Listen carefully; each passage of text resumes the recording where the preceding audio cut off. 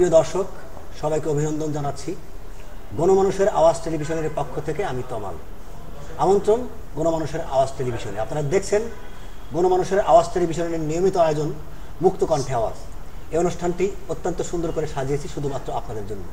সামাজিক, রাজনৈতিক, অর্থনৈতিক, সাংস্কৃতিক বিভিন্ন বিষয় নিয়ে কথা বলবো আমরা বিভিন্ন শ্রেণী পেশার মানুষের সাথে। কুয়াশায় চাল চুইয়ে পানি আর কত হয়রানি আছে সমাধান। বসত ঘরে লাগাও আনোয়ার শীট, সারা ঘর থাকে শুকনা, সর্দি কাশিও থাকে দূরে। আনোয়ার শীট।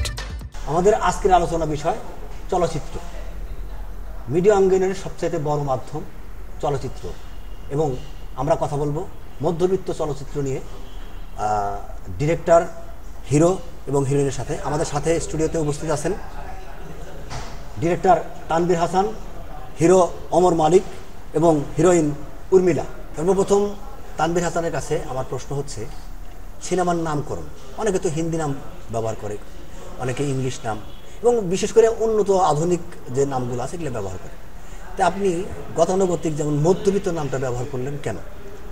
মধ্যবিত্ত নামটি ব্যবহার করলাম যে প্রথমে বলবো আমাদের গল্পটি মৌলিক গল্প, শতভাগ বাঙালিয়ানা আছে এই গল্পে, এবং যেহেতু বাঙালিয়ানা আছে আর আমি নিজেও যেহেতু মধ্যবিত্ত পরিবারের একটি সন্তান, আর আমাদের বাংলাদেশে দেখবেন যে আমরা প্রায় 70%-এর উপরেই নিম্ন মধ্যবিত্ত বা মধ্যবিত্ত শ্রেণীর মানুষ।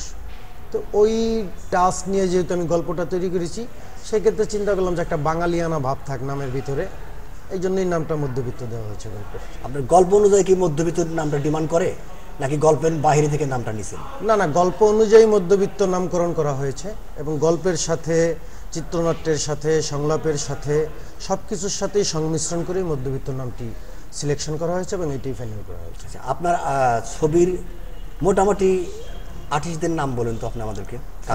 আমার আর্টিস্ট বলতে আসলে দেখেন, মধ্যবিত্ত আসলে ওই রকম হিরো হিরোইন বেস গল্প না। আমরা তো বাংলাদেশে দেখতে পাই বা ইদানিংকালে দেখতে পাই যে আমাদের গল্প থেকে একান্নবর্তী যেই পরিবারের যে গল্পগুলো সেগুলো হারিয়ে গিয়েছে। আমরা তো এখন ম্যাক্সিমাম গল্পই মা বাবাই খুঁজে পাই না, ভাই ভাবি তো অনেক পরের কথা। তো ওই জায়গা থেকে আমি চিন্তা করলাম যে এই মুহূর্তে একটা একান্নবর্তী গল্প প্রয়োজন, ফ্যামিলি যে জনরা, এই টাইপের একটা গল্প প্রয়োজন। সেই চিন্তাধারা থেকে আমি চিন্তা করলাম যে আমার গল্পটাই হিরো হোক। কিন্তু আমাদের দুর্ভাগ্য, এই মধ্যবিত্তের ভাগ্য কিছুতেই বদলালো না। তো ওই চিন্তা থেকেই মধ্যবিত্ত গল্পটা তৈরি করা। তো সেই ক্ষেত্রে আমি আসলে আমার এই জায়গায় আমার গল্পের আছে শিশির সর্দার, তারপর আছে এলিনা শাম্মী, মাইশা প্রাপ্তি, আমাদের প্রয়াত সম্মানিত মাসুম আজিজ স্যার, তারপর সমু চৌধুরী, হান্নান শেলি, রেবেকা, আমির সিরাজি, সাবরি আলম, আবদুল্লাহ রানা, এস রানা, তারপরে ম ফারুক, মানে এরকম মোটামুটি সবগুলো আর্টিস্টই ফেমাস এবং খুব ভালো ধরনের আর্টিস্ট। এবং একটি উর্মি আছে, তারপরে একটি বিশেষ চরিত্রে আছে ওমর মালিক। বিশেষ চরিত্র ওমর মালিক মানে নায়ক খলনায়ক দুটি বানাইছেন, মানে এটা একটা বিশেষ চরিত্র। এটা আপনারা স্ক্রিনে আসলে ছবিটি যতক্ষণ না দেখবেন ততক্ষণ আসলে এই ক্যারেক্টার আমার মনে হয় না ধরার মতো কারো সাধ্য আছে। ওমর মালিক, আপনি তো এই ছবির হিরো। যাই হোক, কাজ করতে গিয়ে ডিরেক্টরের সাথে আপনার যে রিলেশনটা বা সব কিছু মিলে আপনি কী ধরনের অনুভূতি ফিল করছেন আমাদেরকে একটু বলেন। আমার মনের মধ্যে সবসময় কাজ করতে হিরোর মধ্যে কি আছে। তো আপনি জানেন যে আমি দীর্ঘদিন আমেরিকা ছিলাম, তো আমেরিকা থেকেও ভাই মাথার মধ্যে শুধু ঘুরপাক খেত সিনেমা। তো এখন মধ্যবিত্ত আমার সাথে ব্যাটে বলে মিলছে, গল্পটা দুর্দান্ত চমৎকার, বিশেষ করে আমার সাথে গল্পটা যায়। এই যে হিরো করতেছেন না, মূলত মধ্যবিত্তর হিরো বলতে যেটা বোঝায়, হিরো আমি না, আমি আসলে মধ্যবিত্তের একটা পার্ট। এখন মধ্যবিত্ত যে জার্নি, এই জার্নিটা তো ডিরেক্টর সাহেব আপনাকে বলবেই বা বলছেও। তা আমি অ্যাজ অ্যান আর্টিস্ট আমার যতটুকু বলা উচিত আমি ততটুকুই বলি, সেটা হচ্ছে মধ্যবিত্ত করে আমি সন্তুষ্ট। আমার সাথে আরও কো আর্টিস্ট ছিল, এলিনা শাম্মী ছিল, শিশির আছে একটা নতুন ছেলে। আমি হচ্ছে ক্যারেক্টারটা করে সন্তুষ্ট।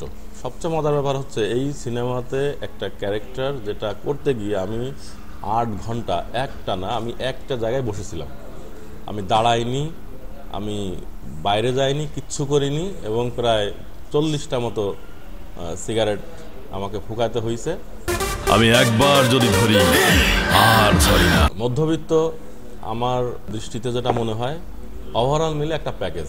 তো মধ্যবিত্ত অ্যাজ লাইক মানে এরকম যেটা টাচ করবে, প্রত্যেকটা দর্শককে টাচ করবে। আমি তাকে বলি যে ভাই আপনি এটা মানে ওটিটির চাইতে মানে মানুষ যাতে সহজে পায়। তবে আমাদের প্রত্যেকটা আর্টিস্ট এখানে অনেক কষ্ট করছে, মানে একেবারে মধ্যবিত্তকে এমনভাবে ভালোবাসছে, মানে প্রত্যেকেই এখানে কষ্ট করছে। শেষ পর্যন্ত আমি আমার ক্যারেক্টার দিয়ে একটা মেসেজ সবাইকে দিতে পেরেছি। হয়তো আমাদের বন্ধু ভাবতে ভয় পায়, আসলে পুলিশ জনগণের বন্ধু। এখন কথা বলবো এই ছবির হিরোইনের সাথে। উর্মিলা, আপনি এই ছবি করতে গিয়ে আপনি আপনার যে ক্যারেক্টার ছিল ক্যারেক্টার সম্পর্কে বলবেন, এবং আপনি এই ছবি করতে গিয়ে মানে আপনি যে অনুভূতি ফিল করছেন এটা একটা আপনি দর্শকদের সামনে আমাদের সামনে বলবেন। যাই হোক, সবার আগে আল্লাহ তাআলার প্রশংসা করতে হয়, আলহামদুলিল্লাহ। আমাদের মধ্যবিত্ত মুভিটাতে আলাদা কিছু নেই, এখানে সবাইকে রিপ্রেজেন্ট করা হয়েছে।